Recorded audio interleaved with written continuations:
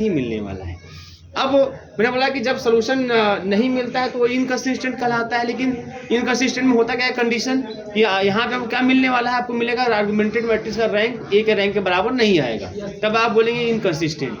अब ये यहाँ पे हम लोग देखेंगे, ये भी चीज़ समझेंगे ना, उसको कहना तो नहीं है यहाँ पे कि हमको समझ लेना ये भी चीज़ है कि जब रैंक बराबर नहीं आता तो सोल्यूशन एग्जिस्ट क्यों नहीं करता है, ये भी हम थोड़ा समझने की कोशिश करेंगे क्यों ऐसा होता है कि जब रैंक बराबर नहीं आता तो सोल्यूशन क्यों हमको नहीं मिल पाता है।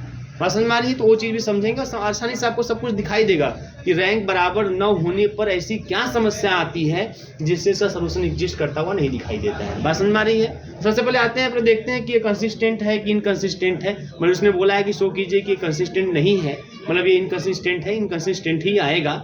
लेकिन हम लोग करते हैं, देखते हैं क्या स्थिति आती है इसकी। पहले तो आर्गुमेंटेड मैट्रिक्स A/B की बात करिए, यहाँ पे बताइए क्या होगा। यहाँ पे 1 1 1 3 1 माइनस का 2 2 4 7 और is2 माइनस का 3 माइनस का 2 और 7, ये हो गया आर्गुमेंटेड मैट्रिक्स। अब क्या करेंगे, इसको वही इक्विवेलेंट फॉर्म में कन्वर्ट, यहाँ 0 करेंगे तो R2 को लिखेंगे R2 माइनस 3R1 और R3 को लिखेंगे R3 माइनस 2R1। भाई यहाँ 1 है ना, तो इसमें वो 3 से मल्टीप्लाई करके इसमें से घटा देंगे 0 हो जाएगा, यह इसमें 2 से मल्टीप्लाई करके इसमें घटा देंगे 0 हो जाएगा। तो 1 1 1 is 2 माइनस का 3, चलिए 3 से मल्टीप्लाई करते हैं इसमें से घटाते हैं 0, 3 से मल्टीप्लाई करते हैं इसमें से घटाते हैं माइनस का 2, यही ना बेटा। 3 से मल्टीप्लाई करेंगे इसमें से घटाएंगे माइनस का 5 is 2, 3 से मल्टीप्लाई करेंगे इसमें से घटाएंगे तो माइनस का 9 और जब इसमें से घटाएंगे प्लस का 7, है ना। आते हैं अब यहाँ पे 2 से मल्टीप्लाई करेंगे इसमें से घटाएंगे 0, 2 से मल्टीप्लाई करेंगे इसमें से घटाएंगे 2, है ना। 2 से मल्टीप्लाई करेंगे इसमें से घटाएंगे 5, 2 से मल्टीप्लाई करेंगे इसमें से घटाएंगे तो माइनस का 6 प्लस का 13, बोलो। अब यहाँ के प्लेस पे 0 करते हैं तो देखो क्या मिलने वाला है यहाँ पे, है ना। यहाँ के प्लेस पे 0 करते हैं तो चलो R3 को लिख देते हैं R3 प्लस R2, बस इन दोनों को जोड़ दीजिए 0 हो जाएगा ये वाला। देखो क्या मिल रहा है 1 1 1 is 2 माइनस का 3 और 0 माइनस का 2 माइनस का 5 is 2 7। अब ऐड कर दीजिए 0 0 0 और ये 20। अब क्या इस 20 को 0 किया जा सकता है, इन 0 को बिना डिस्टर्ब किए नहीं किया जा सकता, ठीक है ना, इसलिए इसको यहीं पे छोड़ देंगे। अब बताइए मैं आपसे पूछूं कि आर्गुमेंटेड मैट्रिक्स का रैंक कितना, 3, इसका रैंक हो गया 3, है ना। और जो आपका मैट्रिक्स A है उसका रैंक कितना हो जाएगा, 2, तो मतलब इज नॉट इक्वल टू, है ना, रैंक ऑफ मैट्रिक्स A, क्योंकि रैंक ऑफ मैट्रिक्स जो है हमारे पास, है ना, क्योंकि since rank of A is equal to कितना है, 2 है, तो इसलिए भाई वो बराबर नहीं होगा आर्गुमेंटेड मैट्रिक्स के रैंक के, है ना। यहाँ बराबर नहीं है ना। इसका मतलब कि the given non homogeneous linear equation,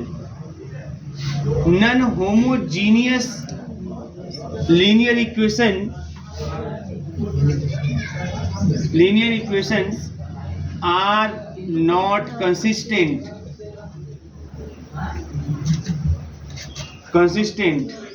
that is they are inconsistent, ये मतलब हुआ they are inconsistent, hence अब ये भी कह सकते हो hence the given linear equation have no solution, इसका कोई सोल्यूशन नहीं है, हैव नो सोल्यूशन। चलो ये बातें कंफर्म हो गई यहाँ पे। अब काम ही खत्म हो गया, ये आपको शो करना था। लेकिन अब आते हैं कि क्यों सोल्यूशन नहीं मिल पा रहा है ना। आइए चलो हम इसको बनाते हैं, है ना। अगर सोल्यूशन करना होता तो कैसे करते सोल्यूशन, अब ये अलग से बातें कर रहा हूँ। अगर हमको इसका सोल्यूशन निकालना तो कैसे निकालते हैं हम लोग, पहले A लिखते हैं, यहीं से लिखते हैं, एक तरीका तो लिखने का 1 1 1 और 0 माइनस 2 माइनस का 5 और 0 0 0, ऐसे करते हैं x y z, और उसके बाद इधर लिखेंगे माइनस का 3 7 20। चलो इक्वेशन बनाते ही करते हैं, x plus y plus z is equal to minus का 3, दूसरा इक्वेशन माइनस का 2i माइनस का 5z इज इक्वल टू 7 और तीसरा इक्वेशन क्या मिल जाएगा, 0x 0y 0z is equal to 20। क्या it is possible? No sir. It is not possible. यही समस्या आती है।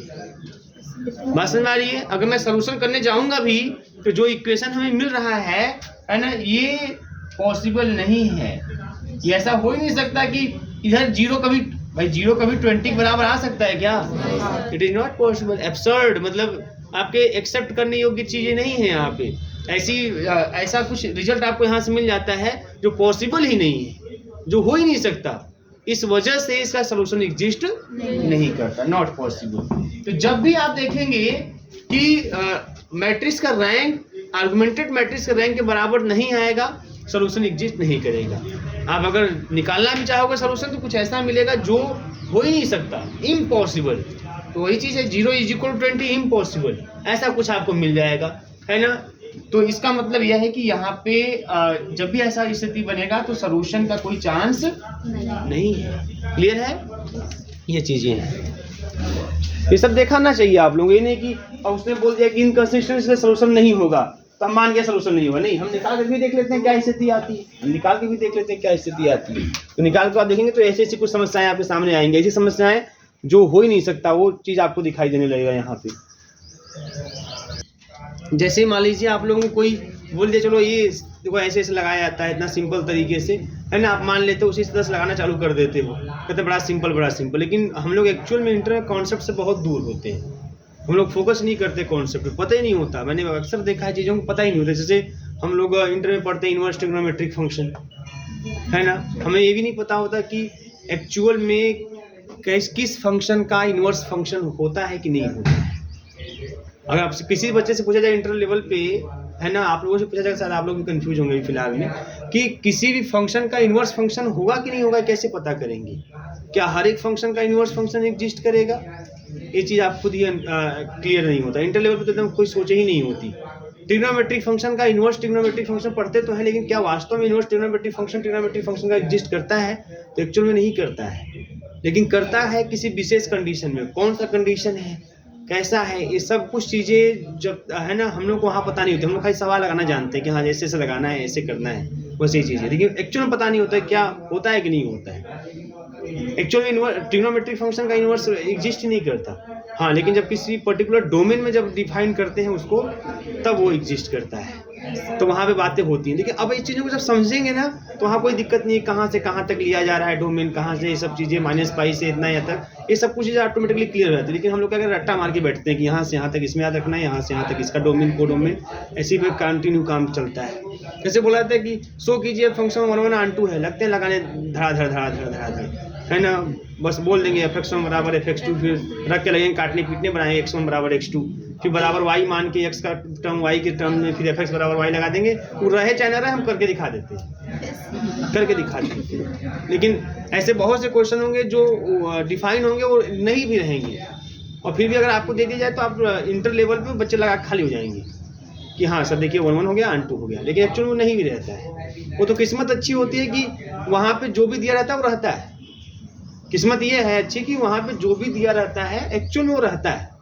समझ में आ रही है? इसका मतलब वहाँ पे बोल दिया कि शो कीजिए 1 1 ऑन 2 है तो रहता है, 1 1 ऑन 2 रहता है, इसलिए हम लोग करके निकल जाते हैं। अगर ऐसे बोल दे कि चेक कीजिए 1 1 ऑन 2 है कि नहीं है, तो मैटर फंस जाएगा आपका।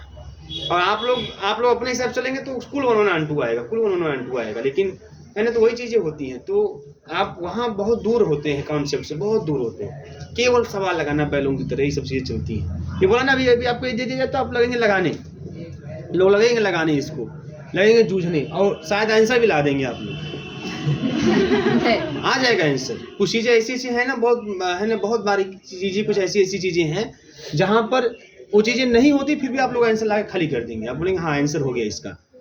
अभी मैं आपको बोलूँगा इसको सॉल्व कीजिए, आप सॉल्व कर देंगे, 100% सॉल्व कर देंगे। अगर मतलब इसको अगर भूल जाएं कि ये सब चीज़ें कुछ हैं ऐसा हम न जाने, और बोलूँ मैं इसको सॉल्व कीजिए, आप सॉल्व कर देंगे, आप आंसर लाएंगे, लेकिन एक्चुअल में वो गलत आंसर होगा। बात समझ में आ रही है? लेकिन अब आप इंटर लेवल की चीज़ें मालूम नहीं चलती, लेकिन जैसे सब आगे बढ़ रहे हैं, मैट्रिक्स को ध्यान दें, आप मैट्रिक्स को पढ़ रहे हैं, और मैट्रिक्स में देखिए सलूशन होगा कि नहीं होगा, लीनियर इक्वेशन का होगा तो कैसे निकालेंगे, ये सब कुछ चीज़ें यहाँ से। यहाँ तो 3x3 का ही बात है ना, 4x4 का भी आ जाए तब भी कोई समस्या आपको नहीं होगी, आप मैट्रिक्स से सॉल्व कर लोगे। अभी 4x4 का आपको अगर दे दिया जाए जो है ऐसे सॉल्व करने के लिए, जैसे 4 वेरिएबल दे दिए जाए यहीं पे, एक w भी मान लीजिए दे दिया जाए, x + y + z + w = -3, एक वेरिएबल और w करके 4 इक्वेशन दे दिए जाएँ और बोले जाए इसको सॉल्व कीजिए, तब तो हालत ख़राब। कितना मान निकाल के यहाँ से वहाँ रखेंगे, है ना, एकदम हालत ख़राब। लेकिन यहाँ की सहायता से आप आसानी से सॉल्व कर लोगे। आप ये भी पता कर लोगे कि सोल्यूशन होगा कि नहीं होगा, होगा तब सॉल्व करोगे, नहीं होगा तो भी कंफर्म हो जाएगा कि नहीं होगा, सॉल्व करने की कोई ज़रूरत नहीं है। बस समझ में आ रही है, ये सब कुछ चीज़ें हैं। चलिए और बातें चलेंगे। जैसे अक्सर देखा गया, जैसे मान लीजिए कभी ऐसे भी आते हैं, जैसे 0 z = 0। देखो एक इक्वेशन ये है 0 z = 0। अगर आपसे मैं पूछूं बताओ z की वैल्यू कितनी होगी यहाँ से, है ना, तो आप बोल दिए 0 और इसी पे आप लगा डालोगे क्वेश्चन को, आप इसी भी इस क्वेश्चन को लगा डालोगे, बहुत से क्वेश्चन को लगा डालोगे। लेकिन यहाँ पे z ≠ 0 और z की कोई भी वैल्यू हो सकती है। 1 भी लोगे तब भी सही है, 2 भी लोगे तब भी सही है, -1 भी लोगे तब भी सही है, माइनस का 1/2 लोगे तब भी सही है। मतलब यहाँ पे 0 z = 0 का मतलब z की इनफाइनाइट वैल्यू मिल जाएगी आपको, एक तो वैल्यू नहीं मिलेगी, इनफाइनाइट वैल्यू। भाई इसका मतलब क्या, z की कौन सी वैल्यू होगी, भाई z की वह वैल्यू होगी जो इसको सेटिस्फाई करे। तो क्या 1 सेटिस्फाई नहीं करेगा, 0 में 1 को मल्टीप्लाई करेंगे तो 1 0 नहीं आएगा, आएगा ना। 0 में अगर 2 से मल्टीप्लाई करेंगे 0 नहीं आएगा, आएगा ना। तो 1 2 सब सेटिस्फाई कर रहे हैं, लेफ्ट हैंड साइड और राइट हैंड साइड तो आ ही रहा है, तो इसका मतलब सही है। बस समझ में, जब ऐसा कुछ होता है जैसे 2 × z = 0, तब कंफर्म z = 0। तो भाई 2 का प्रोडक्ट 0 है, उसमें से किसी न किसी एक को 0 होना होगा। तो ये तो 2 है, ये तो 0 है नहीं, तो 0 तब यहाँ पे z = 0। तो दोनों वाले समझेंगे, जैसे कि कोई नॉन जीरो एलिमेंट है, कोई नॉन जीरो एलिमेंट है, वो z से अगर मल्टीप्लिकेशन में है और बराबर 0 आ रहा है, तब तो z 0 आएगा। लेकिन अगर 0 को z से मल्टीप्लाई किए बराबर 0 आ रहा है, तो यहाँ पे z की कितनी वैल्यू होगी, इनफाइनाइट एनी वैल्यू। कुछ भी ले लीजिए सब सेटिस्फाई कर जाएगा, कुछ भी ले लीजिए सब सेटिस्फाई कर जाएगा। तो ये सब चीज़ें होती हैं, है ना। और जो हम लोग नहीं समझते हैं, हम लोग इस केस में भी हमने देखा है बहुत से लगभग बच्चों को वो z = 0 ही मान लेते हैं, मान के लगा देते हैं, लग जाता है सवाल का, है ना, आंसर आ जाता है उनका। गलत आंसर ही आता है लेकिन आ जाता है उनको लगता है कि हाँ ये आंसर सही है हमारा, ठीक है ना। लेकिन ऐसा कुछ नहीं होता, है ना, ऐसा होता है मतलब इनफाइनाइट मेनी वैल्यू 0 यहाँ पे इस केस में आता है, ठीक है ना। तो ये सब कुछ चीज़ें होती हैं। चलिए आगे बढ़ते हैं, कोई दिक्कत नहीं है यहाँ पे। अब आइए एक ऐसा क्वेश्चन लेते हैं जिस क्वेश्चन में आर्गुमेंटेड मैट्रिक्स का रैंक ए के रैंक के बराबर आएगा, मतलब कंसिस्टेंट होगा, मतलब सॉल्यूशन एग्जिस्ट करेगा, और वो भी बराबर आएगा नंबर ऑफ अननोन के, मतलब यूनिक सॉल्यूशन। तो लिखिए question, by the use of matrices, by the use of matrices solve the equations, by the use of matrices solve the equations, solve the equations x + y + z = 9, 2x + का 5y + का 7z = 52, 2x + का y - का z = 0। x + का y + z = 9, 2x + का 5y + का 7z = 52 और 2x + का y - का z = 0। अब इसको मुझे सॉल्व करना है by the use of matrices, ठीक है। तो आइए सबसे पहले इसको आर्गुमेंटेड मैट्रिक्स के रूप में लिखते हैं हम लोग। आर्गुमेंटेड मैट्रिक्स A/B, ये क्या हो जाएगा आपका 1 1 1 2 5 7 और 2 1 -1 2 9 52 0। चलिए क्या करेंगे बताइए यहाँ पे R2 लिखेंगे, R2 - का 2R1, और बेटा R3 को भी लिखेंगे R3 - का 2R1, है ना। आसानी से, कोई समस्या नहीं है। यहाँ पे 1 1 1 9, 2 से मल्टीप्लाई 2 में से सब्ट्रैक्ट करेंगे 0, 2 से मल्टीप्लाई 5 में से सब्ट्रैक्ट 3 कर देंगे, 2 से मल्टीप्लाई यहाँ पे 5, यहाँ 2 से मल्टीप्लाई 18 और 18 और 52 कितना हो गया यहाँ पे 34, बोलिए हो गया 34, ठीक। आगे यहाँ पे 2 से मल्टीप्लाई ये 0, 2 से मल्टीप्लाई 1 में से सब्ट्रैक्ट -1, 2 से मल्टीप्लाई -1 - का 3 हो गया, है ना। और ये माइनस का 18 हो गया। क्लियर है? अब चलो इसको जीरो करना है, इस वाले को कैसे कर लेंगे बताइए। अब R3 को लिखते हैं 3R3, R3 में 3 से मल्टीप्लाई कर देंगे, -3, फिर जोड़ देंगे R2 को, हो जाएगा। यहाँ पे जरूरी नहीं कि आप 1 कीजिए, ऐसा कुछ कोई मतलब नहीं है, बस रैंक से मतलब हमें। तो यहाँ क्या हो जाएगा 1 1 1:9। अब यहाँ 0 3 5:34। चलो इसमें 3 से मल्टीप्लाई, इसमें जोड़ेंगे 0 ही आएगा। 3 से मल्टीप्लाई -3 जोड़ देंगे तो 0। 3 से मल्टीप्लाई माइनस का 9 और 5 में जोड़ देंगे तो कितना जाएगा यहाँ पे माइनस का 4 और -2। 3 से मल्टीप्लाई 54 माइनस का 54 तो माइनस का 20 हो जाएगा। क्लियर है? अब बताइए क्या इनको जीरो कर सकते हैं हम लोग बिना इन सब जीरो को डिस्टर्ब किए? इसको जीरो कर सकते हैं लेकिन ये जीरो डिस्टर्ब हो जाएगा, इसको भी जीरो कर सकते हैं तब भी ये सब जीरो डिस्टर्ब हो जाएंगे। तो इसका मतलब अब इनको जीरो करने नहीं जाएंगे, है ना। अब आते हैं डायरेक्ट आते हैं रैंक ऑफ आर्गुमेंटेड मैट्रिक्स लिखते हैं। तो रैंक ऑफ आर्गुमेंटेड मैट्रिक्स कितना आ गया, sorry rank of augmented matrix कितना आ गया 3, और रैंक ऑफ ए कितना आ गया, वो भी 3 है। रैंक ऑफ ए भी 3 है, दोनों बराबर हो गए 3 के। इसका मतलब consistent and hence having the solution होगा इसके पास। और इतना ही नहीं, ये बराबर नंबर ऑफ अननोन की भी है, क्योंकि 3 ही अननोन है हमारे पास x y z और बराबर 3 आया है, तो यहाँ पे बराबर हो गया नंबर ऑफ अननोन, है ना। हेंस मैं लिख भी देता हूँ, हेंस गिवन होमोजीनियस